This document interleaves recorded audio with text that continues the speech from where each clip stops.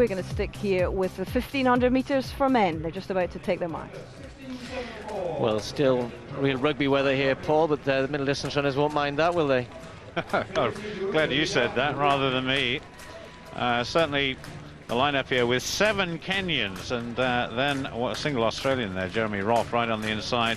Of course, the rest Europeans are going to find this very tough indeed. We've got amongst them Paul Koech of Kenya, a little bit further down that field, wall number 2 at steeplechase. He's also got his Kenyan teammate Paul Korea in there, former world indoor champion. Amongst the Britons, well, Chris Warburton, I'm sure Crammy will have a bit to say about him.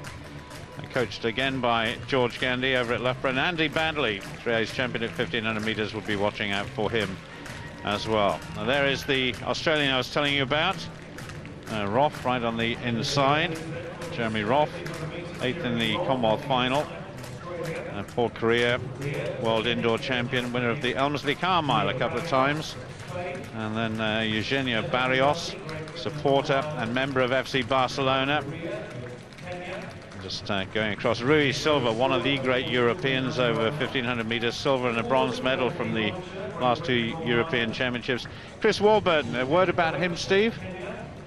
Well, Chris has only run 1 race so far this year, but like many of our 1500 metre runners, looking for something to push them forward into those world rankings. Andy Badley's kind of leading the way, and I think he will set the mark here for the likes of Chris Warburton, and indeed for Stephen Davis, who you can see here. There'll be a couple of races here, one amongst the Kenyans, I guess, and one amongst the British athletes. Well, a lot depends, of course, what sort of pace they decide to take it out on. And there's absolutely nothing to lose here in terms of pace. It's quite a big field.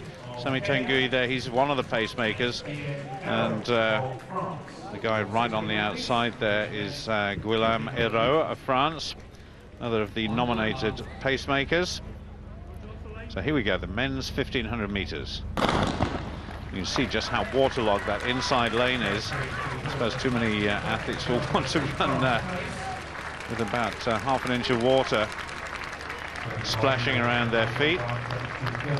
It's going to be very interesting to see who, if anybody, takes the pace outside of Sami Tanguy of Kenya, who's gone into the lead along with Hérault of France. And just looking there in the orange vest, right in the middle of the pack, is the man that Steve Cram was talking about before, Chris Warburton. And another of the Kenyans there, just settling in behind Tanguy. Certainly, as we go through now with 3 laps to go, it's the expected 2 pacemakers, and everybody going along quite steadily at the moment.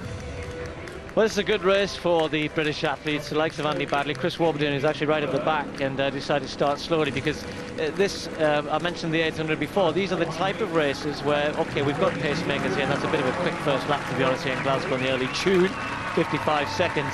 But, you know, you've got to contest these races at championships. They are quick now in the heats and semi-finals, and you've got to be able to pick the right race tactics, sit off the pace early on. When it's like this, that's not bad at all, but then you get yourself involved in the race on the 2nd, 3rd lap as the pace settles, and see what you can do on the last lap. We've got some very good athletes in here.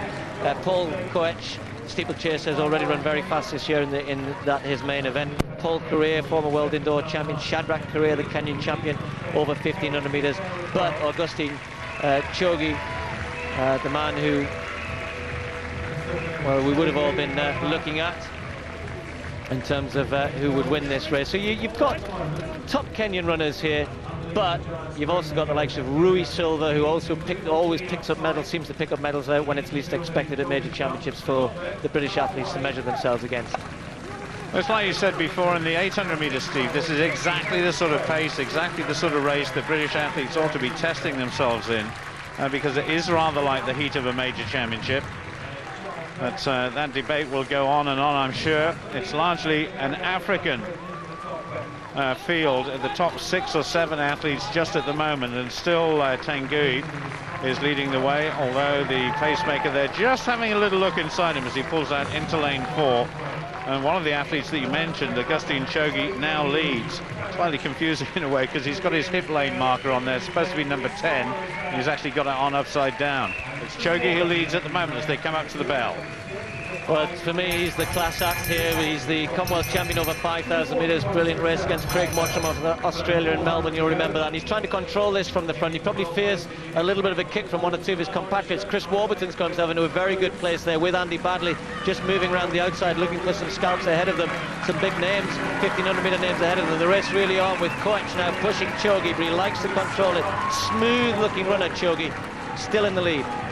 Just look who's coming along on the outside there, Rui Silva, one of the old campaigners of 1,500 metre running, but he knows exactly what sort of pace he wants to be running at. Chogi on the inside, Career in second place. Rui Silva now easing past everybody into third place. But certainly Chogi, he came here as one of the favourites, still in the lead at the moment. Rui Silva is coming down on the outside, moving into second place, and Badley's coming strongly on the outside. It's Chogi who's going to win it. Silva in second place, Badley in third. Good finish by Andy Badley from the Harrow Club. And the winning time, 3:36.92. Well, forget about the time. That was about tactics and certainly about finishing speed. Chogi just wound it up a little bit over the last 500 metres or thereabouts. The last 400 before the bell, it was only 59 seconds, but that was a well-run race by Chogi. What about Andy Badley? Very good run from Andy Badley. He's been in Australia all winter, training hard, racing well down there, and that will be very close, not far off a personal best, to be honest, for Andy Badley. So I think a lot to come from him this summer. And I said what you've got to do is get in these races. Look at Silva, he does this all the time. He's getting older, but he never gets any dumber. He's a smart runner, Silva. You're not going to beat Chogi, one of the best in the world here. Tries to get there, but look at Andy Badley, finishing strongly, finishing well, ran a smart race, stayed off the pace early on, and picked up some names towards the end. Good run in third place.